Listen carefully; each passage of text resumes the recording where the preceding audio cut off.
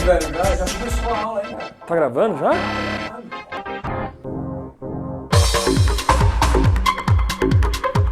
Fala aí, seus lindos e suas lindas, tudo bem com vocês? Quase me pegaram desprevenido, né? Mas sabe o que é, pessoal? Semana inteira eu fiquei pensando na nossa última aula. Lembra quando eu falei pra vocês que o Cabral tinha chegado no Brasil? Então, eu sou um grande amante do funk carioca. E aí eu lembrei de uma música muito clássica da MC Carol que fala sobre isso. Solta a batida aí, DJ! Nada contra ti, não me leve a mal. Quem descobriu o Brasil não foi Cabral. Pedro Álvares Cabral chegou 22 de abril. Depois colonizou, chamando de pau Brasil. Ninguém trouxe família, muito menos filho, porque já sabia que ia matar vários índios. Vocês já pararam pra pensar na letra dessa música da MC Carol? Quem descobriu o Brasil não foi Cabral.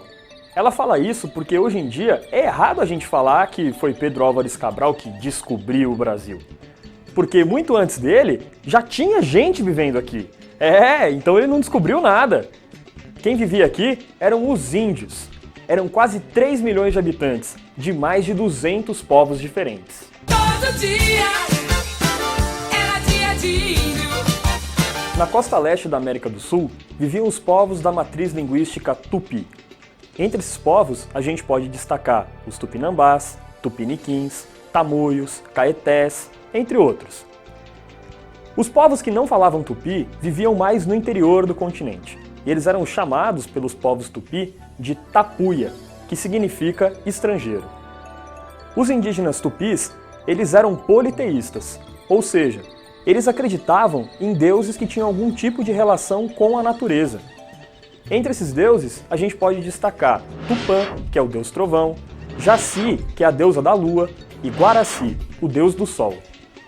Entre os povos indígenas, as guerras eram constantes mesmo antes da chegada dos portugueses. Aliás, a guerra era uma preocupação central da sociedade tupi. Os guerreiros saíam com seus arcos e suas flechas e iam capturar os inimigos. Depois de capturados, os inimigos eram comidos. É isso mesmo, comidos. Os caras acreditavam que através da antropofagia, o guerreiro capturado morto seria ingerido pelos outros e as suas qualidades passariam para a tribo vencedora. Cara, e como é que os índios viviam aqui no Brasil antes da chegada dos portugueses? Bom, a gente precisa lembrar que os povos indígenas eram caçadores e coletores, ou seja, tinham que caçar animais na floresta e nos rios para poder se alimentar e também buscar alguns tipos de ervas, raízes e frutas para também fazer a sua alimentação. Existia uma divisão sexual do trabalho. Os homens caçavam e pescavam, e as mulheres ficavam na aldeia, cuidando das roças. Plantavam nessas aldeias principalmente mandioca, a base da alimentação desses indígenas. Eu tô saudando a mandioca. Acho uma das maiores conquistas do Brasil. E tem mais, os indígenas viviam em malocas. Saudosa maloca, maloca querida, brinde onde nós passemos dias felizes de nossa vida. Não é essa maloca ou besta. A gente tem uma ideia errada dessa palavra, maloca. Existe um certo preconceito contra o índio e a gente entende hoje como maloca uma casa feia, suja, mal acabada, caindo aos pedaços. Mas em tupi, maloca significa casa da gente. A maloca era uma habitação feita de palha, madeira e também com folhas de palmeira. Cada aldeia tinha de 6 a 8 malocas que abrigavam de 20 a 100 famílias. Terra vista. E foi com esses povos indígenas que o Cabral deu de cara quando ele chegou aqui na América do Sul. Ele desembarcou lá na Bahia, trocou presente com alguns índios, mandou os padres rezarem uma missa, ergueu uma cruz, batizou a terra de Vera Cruz e foi embora. Ele mandou uma caravela ir de volta para Portugal para dar a notícia para o rei de que eles tinham descoberto uma nova terra. Os outros navios seguiram para a Índia, o real objetivo dessa viagem. A verdade é que os caras não se interessaram muito pelo Brasil logo de cara não, viu? Isso fica claro na carta do Pero Vaz de Caminha, um cronista português que foi o primeiro a relatar a descoberta do Brasil. A carta é mais ou menos assim. Senhor, Posto que o capitão mor desta vossa frota, e assim os outros capitães escrevam a vossa alteza a nova do achamento desta nova terra, que ora nesta navegação se achou, não deixarei também de dar disso minha conta a vossa alteza, assim como eu melhor puder, ainda que, para o bem contar e falar, o saiba pior que a todos fazer. Aí, reizão, suave, irmão! Seguinte, o gerente da missão tem que mandar a real sobre a descoberta das terras, tá ligado? Então, como eu sou sujeito homem, eu vou trocar uma ideia com o senhor. Eu vou contar todas as paradas que nós vimos aqui nesse pico das Américas. A pele deles é parda e um pouco avermelhada. Tem rostos e narizes bem feitos. Andam nus, sem cobertura alguma. Nem se preocupam em cobrir ou deixar de cobrir as suas vergonhas, mais do que se preocupam em cobrir o rosto. E a esse respeito, são bastante inocentes. Parece-me gente de tal inocência que, se nós entendêssemos sua fala, e eles a nossa, eles se tornariam logo cristãos, visto que aparentam não conhecer crença alguma.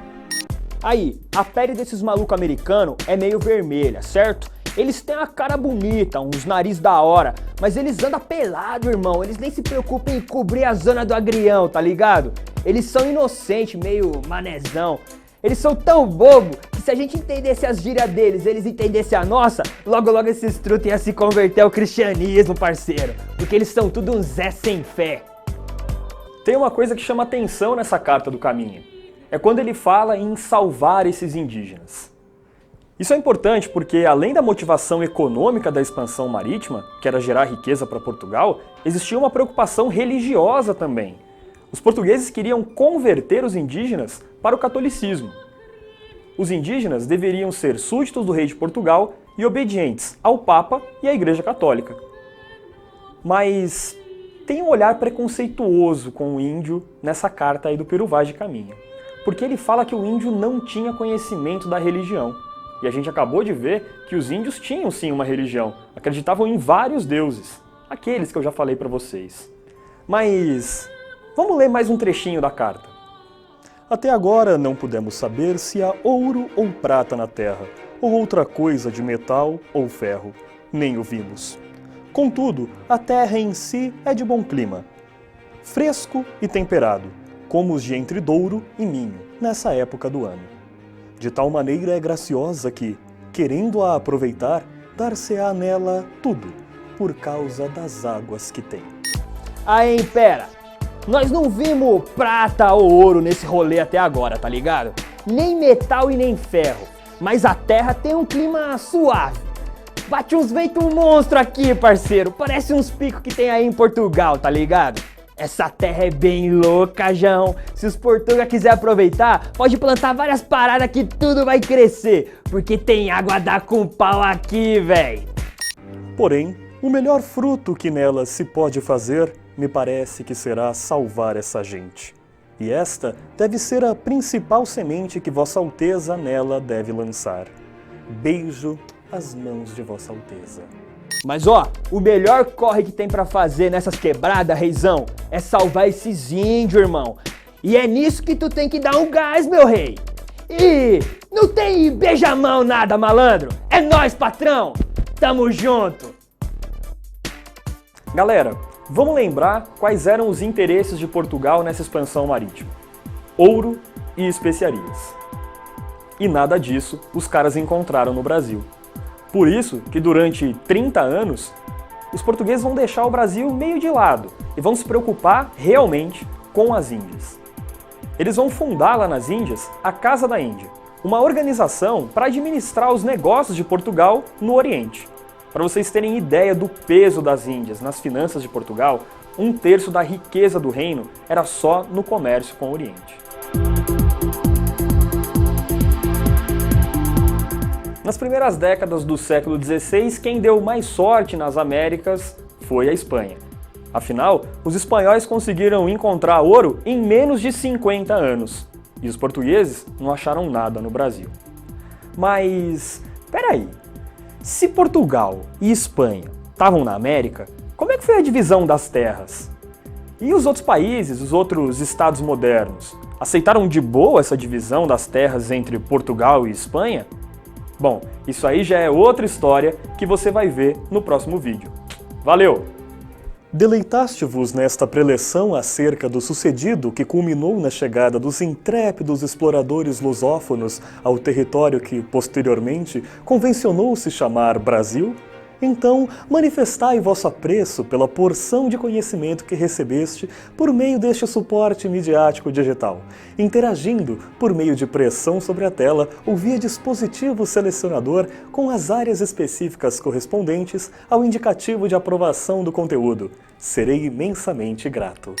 Aê, João, fica falando muito, mano. Tá louco, não entendi nada. Parada é a seguinte, irmão. Curte essa parada aí. Você gostou do vídeo? Curte e compartilha. Dá um comentáriozinho aí embaixo, mano. Vamos mandar um papo reto com nós aqui do Super Didático, tá ligado? Tamo junto, irmão!